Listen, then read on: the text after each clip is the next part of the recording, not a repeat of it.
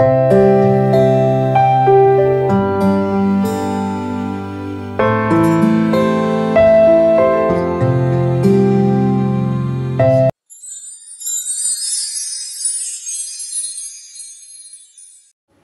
बघा, किचनमध्ये मुंग्या, कितीही स्वच्छता करा आणि कितीही व्यवस्थित ठेवा, वातावरणामध्ये थोडा जरी बदल झाला तर त्याचा परिणाम आपल्याला दिसून येतो। तर त्या मुंग्यांमुळेच मी आता सगळी किचन क्लीनिंग करायला घेतली आहे। कसं आहे ना, आता गरमी जास्त वाढत चाललेली आहे। नागपूरमध्ये काही एवढा पाऊस आलेला नाही आहे, तर आता सुरुवात झाली आहे। तर पाऊस यायच्या आधी गरमी जास्त होते आणि असं दमट वातावरण होतं, त्यामुळे सगळे किडे जे आहे, मुंग्या वगैरे, त्या सगळ्या वर येतात आणि जिथे बघाल तिथे मुंग्या दिसून येतात। तर काल तर बऱ्यापैकी पाऊस पडला, तर म्हटलं चला आज आपण किचन क्लीनिंग पूर्ण करूया आणि शेवटी ह्या मुंग्यांचा निकाल लावूया। कारण माझ्याकडे दुसरं काहीच नव्हतं, म्हणजे त्यावर स्प्रे वगैरे करायला किंवा मुंग्यांचा जो खडू मिळतो तो काहीच नव्हता, कारण आत्तापर्यंत त्याची गरजसुद्धा मला पडलेली नव्हती। चला, मी तुम्हाला आज वेलकम करायचीच विसरली एवढ्या सगळ्या मुंग्या किचनमध्ये बघून। तर हॅलो आणि वेलकम बॅक। कसे आहात तुम्ही सगळे? बरेच दिवसांनी आपली आजच्या व्हिडिओमध्ये भेट होत आहे। आय होप तुम्ही मला मिस केलं असेल, कारण मी तर तुम्हाला खूप जास्त मिस केलं आहे आणि असं वाटत होतं कधी व्हिडिओ बनवते आणि कधी नाही। तर वेलकम बॅक तर मी तुमचं केलं आहे। आणि तुम्ही जर आता चॅनलवर नवीन असाल किंवा माझा व्हिडिओ पहिल्यांदा बघत असाल तर चॅनलला सुद्धा सबस्क्राईब करा। असे छान छान व्हिडिओ मी आता तुमच्यासाठी घेऊन येणार आहे। बरेचसे आता रिक्वेस्टेड व्हिडिओसुद्धा आहे, ते सुद्धा मी आणायचा प्रयत्न करत आहे, पण जसं पॉसिबल होईल तसे व्हिडिओ पण तुमच्यासोबत शेअर करायचा मी प्रयत्न करत आहे। तर मुंग्यांचा एवढा आतंक बघूनच मी आज किचन क्लीनिंग तुमच्याशी शेअर करायचं ठरवलं आणि मुंग्या पण मला तुम्हाला दाखवायचं होतं की माझ्याच किचनमध्ये एवढ्या मुंग्या येऊ शकतात। तर सगळीकडेच मुंग्या सर्वत्रच आल्या असेल, तुमच्याकडे सुद्धा अशाच मुंग्या किचनमध्ये येतात का ते सुद्धा मला कमेंटमध्ये सांगा। आणि छान आरामात किचन क्लीनिंग करते म्हटलं तर त्याचं काय, भांडे अर्धेच घासून झाले होते, तर हृदया उठून तयार। आता हृदया 10 वाजेपर्यंत झोपत आहे आणि दिवसभर काही झोपत नाही, त्यामुळे माझं थोडा व्हिडिओचा पण प्रॉब्लेम होतो, कारण एडिटिंग वगैरे आणि व्हॉइस ओव्हर वगैरे होतच नाही ती जागी असल्यामुळे। ती दिवसभर झोपत नसल्यामुळे मला सुद्धा तिच्याकडे सारखं लक्ष द्यावं लागतं, नाही तर कुठे जाऊन कुठला उपद्रव ती करून येईल ते मला सांगता येत नाही। तर तिला मी इकडे तिकडे कुठे न बसवता उठल्याबरोबर काउंटर टॉपवर बसवलं आणि मला शूट वगैरे करायचं असलं, सकाळच्या वेळेला जर शूट करायचं असलं असं हृदयाकडे दुर्लक्ष होतं। नाहीतर एरवी काय करते, हृदया जर उठली झोपून तर हृदयाला मी लगेच बाथरूमला नेते आणि तिला सू करायला बसवते। आता तशी तिला सवय लावली, तर इथे काउंटर टॉपवर आणून बसवलं, कारण तिला मी खालीच असं फिरू दिलं असतं तर तिने कुठे पण सू करून ठेवली असती। कसं आहे ना, मॉर्निंगचे कॉल असतात ते आपल्याला आपले वेळेतच होतात। तर म्हटलं थांब, आणि तिला भूकसुद्धा लागली होती, तर 2-3 तिच्या हातात मनुक्याचे दाणे दिले आणि तिचा ब्रशसुद्धा झालेला नव्हता। तर असं कुठेतरी हृदयाकडे दुर्लक्ष होतं आणि त्याचं मला गिल्ट वाटतं। कसं असते ना, आपण आधी काम बघतो, मग मुलांकडे आणि मग सगळ्या गोष्टीकडे आपण लक्ष देतो, तर मग ते माझ्याकडून बॅलन्स होत नाही। तर त्याच गिल्टमुळे माझे व्हिडिओसुद्धा येत नाही आहे। हे मी तुमच्याशी सुद्धा बऱ्याच व्हिडिओमध्ये शेअर केलं, पण काही ज्या अशा रोज ज्या माझे व्हिडिओ बघतात त्यांना ते कुठेतरी मिस करतात की व्हिडिओ आला का नाही, म्हणून मग असा प्रयत्नसुद्धा करते की एखादी तरी व्हिडिओ मी तुमच्याशी शेअर करेल। तर हृदयाला खाली बसवलं आणि तिला थोडीशी किचन क्लिनिंगमध्ये थोडा स्टॉप घेतला आणि हृदयाला सूला नेलं, पाणी वगैरे दिलं आणि तिला थोडे आणखी मनुके दिले आणि बसवून ठेवलं। आता हे किचन काउंटर टॉप जेव्हा माझं पूर्ण क्लीन होईल, आता मला परत इथे 10 ते 15 मिनिट लागणार आहे। नंतर मी तिला दूध गरम करून देणार आहे, तोपर्यंत बिचारी तशीच बसून राहील। आता थोड्या वेळात तिला मग मी केळं वगैरे सुद्धा देऊ शकते खायला, असे फ्रूट्स वगैरे आणून ठेवते। तर असो, किचन क्लिनिंग तर मी तुमच्याशी बरेचदा शेअर केली आहे आणि तुम्हाला आवडते सुद्धा माझी किचन क्लिनिंग। भांडे वगैरे सगळे वॉश करून बाहेर ठेवून दिले आहे ड्राय व्हायसाठी। आज मी मिठाची भरणी आणि माझा तेलाचा जो छोटा पॉट आहे तो सुद्धा घासून घेतला, वॉश करून घेतला, कारण आज म्हटलं रिकामे झालेले डबे मी घासत असते, तर म्हटलं चला आज ते पण घासून घेऊया। आणि आज थोडी किचनची डीप क्लिनिंग करूया, नाहीतर आपलं धरसोड सुरूच असतं. काउंटर टॉप पूर्णपणे पुसून घेतला.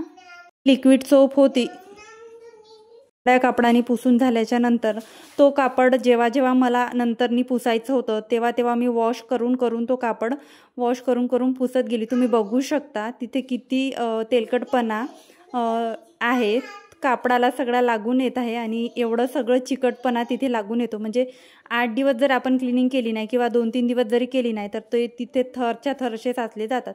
आणि हे कसं आहे ना, इथे कप्पे अशी प्लेन टाईल्स लागलेली नाही आहे. कप्पे असल्यामुळे ना त्याच्यामध्ये आणखी तेलकटपणा आणि चिकटपणा चिकटला जातो. काउंटर टॉप क्लीन झालं होतं, सिंक एरिया क्लीन व्हायचा राहिला होता, तर सिंक एरिया क्लीन करायला मी घेतला.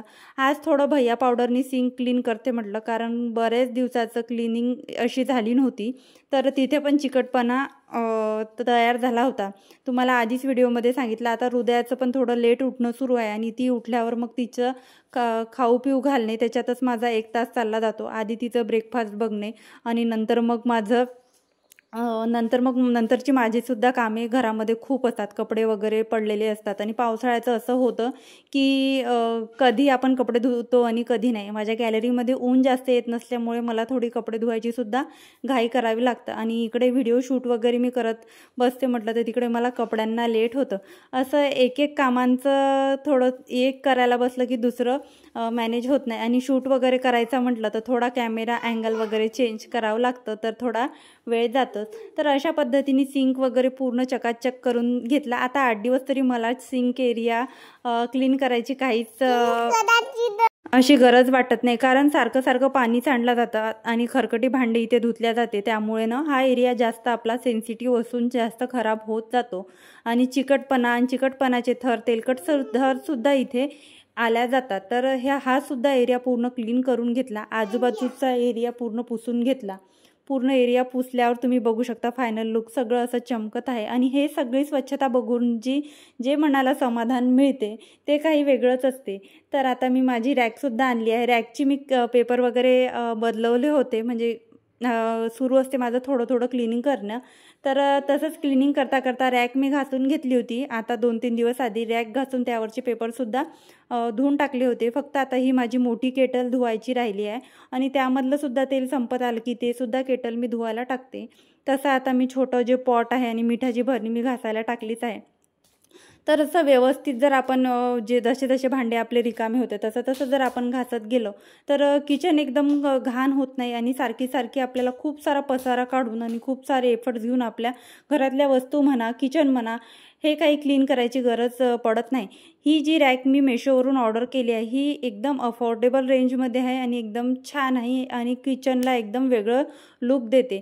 तुम्हाला सुद्धा ही रॅक ऑर्डर करायची असेल तर तुम्ही मला कमेंट करा, मी तुम्हाला लिंक देते. आणि तुमचं जर छोटं किचन असेल किंवा एल साईज किचन असेल तर तुम्ही एका कोपऱ्याला अशी रॅक ठेवू शकता आणि तुमच्या किचनचं सुद्धा लुक एकदम छान करू शकता. त्याचप्रमाणे हे सुद्धा वरचं जे ऑर्गनायझर आहे हे सुद्धा मेशोवरून मी ऑर्डर केलं आहे. त्याबरोबर ते साईडचं हे जे मी हातामध्ये घेत आहे शोपीस हे सुद्धा मी मेशोवरून ऑर्डर केलं आहे. अगदी अफोर्डेबल रेंजमध्ये आहे आणि एकदम छान आपलं किचन यामध्ये दिसतं. आणि तुम्ही बघू शकतात वर जे मी लावलं आहे, म्हणजे हे जे छोटंसं असं अडकवायला लावलं आहे त्यामध्ये माझे 4 कपसुद्धा मावतात. एक म्हणजे हे जे शोपीस आहे ते सुद्धा मावतं आणि त्याचबरोबर माझ्या 2 अशा छोट्या भरण्यासुद्धा मावतात. तर असे आपण छोटे आपण घरामध्ये छोटे ऑर्गनायझर लावले तर आपलं किचनसुद्धा ऑर्गनायझ राहतं आणि किचनला सुद्धा एक छान असा लुक येतं. तर पसारासुद्धा आपल्या किचनमध्ये दिसत नाही आणि आपण असं खालीच कुठे पण अशा वस्तू ठेवून दिल्या तर त्याचासुद्धा पसारा दिसतो. त्यापेक्षा जर आपण ऑर्गनाइज आणि व्यवस्थित आपलं घर ठेवलं आणि व्यवस्थित ठेवलं तर आपलं घर कधीही नीटनेटकं दिसतं आणि प्रेझेंटेबलसुद्धा दिसतं. तर सगळी किचन क्लीन आवरली होती, सगळं किचन क्लीन झालं होतं. तर म्हटलं चला एकदा ट्रॉलेज पण पुसून घेऊया. धूळ वगैरे तिथे सुद्धा बसली जाते आणि उन्हाळ्याच्या दिवसात तर धूळ तर विचारूच नका. जिथे नाही तिथे घरामध्ये धूळ आलेली असते, किती स्वच्छ करून किती नाही असं होतं. तर असा एक हात आपण फिरवत बसलो तर फिरवला तर आपलं किचन क्लिनिंगसुद्धा इझी होतं. बरेचशा कमेंट येत आहे की तुझं मेकअप लुकसुद्धा शेअर कर. तर हो, मेकअप लुक पण मला शेअर करायचा आहे, पण मेकअपचा जर मी पसारा काढला तर हृदया माझं एकही मेकअपची वस्तू व्यवस्थित ठेवत नाही. तर त्याच धाकाने मी माझं मेकअप आहे ते काढतच नाही. मागच्याच वेळेला मी तो 10 लुक तुमच्यासोबत मी शेअर केले होते, 10 ब्लाउजेसचे. तर त्यामध्ये मी तिला माझा आय शॅडो पॅलेट दिलं होतं आणि तो व्हिडिओ शूट केला होता. म्हणजे मला माझ्या मेकअपच्या वस्तू कॉम्प्रोमाइज तिथे करावं लागतात. तर मी खरंच आता थोडा विचार करत आहे त्या व्हिडिओसाठी पण, आणि लवकरच तुमच्यासाठी माझा मेकअप लुकचा व्हिडिओसुद्धा घेऊन येईल.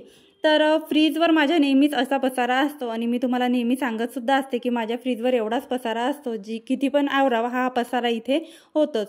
फ्रूट बास्केट माझी त्या साईडला असते, पण मी म्हटलं आता या साईडला ठेवूया म्हणजे हाताशी होईल, आणि हॉलमधून आल्यावर डिरेक्ट आपल्याला तिथे फ्रूट बास्केट दिसेल आणि आपण त्यामधले फ्रूट्स घेऊन खाऊ शकू. नाहीतर तिकडेच केळी राहतात, केळी वगैरे लवकर खराब होतात. तर त्यामुळे मी फ्रूट बास्केट समोर घेतली आणि फ्रीजसुद्धा बाहेरून क्लीन करून घेतला. नंतर जे आहे, हे जे वॉटर फिल्टरचे जे पाईप आहे आणि हा जो बोर्ड आहे, इथे सुद्धा धूळ वगैरे बसते किंवा तेलकट हात लागते, तर हे सुद्धा पुसून घेतलं. माझं असं आहे, हातात कापड जर आला क्लिनिंगसाठी तर मी रफसप सगळंच क्लीन करून घेते, आणि नाहीतर मग मला सुद्धा कंटाळा येतो. तर आता माझ्या हातात कापड पण होता आणि वेळ पण होता, आणि हृदयाची पण आज चिडचिड अजिबात नव्हती. ती पण चिडचिड करत नव्हती. तिला सुद्धा एक केळी दिली, तिने पण ती खाऊन घेतली. मनुके दिले, ते सुद्धा खाऊन घेतले. तर आज तिची पण चिडचिड नव्हती. आता किचन क्लिनिंग पण आवरत झाला आहे. तिचं पण दूध वगैरे मला गरम करून द्यायची आहे, पण अशी घाई पण मला झालेली नव्हती. मी सगळं आज निवांत करत होती, कारण मला हृदयाने आज काहीच त्रास दिलेला नव्हता, आणि खूप छान वाटते हृदयाने मला असा वेळ दिला आणि ती खेळत असली, आणि ती जर चिडचिड करत असली की काहीच करावं असं वाटत नाही.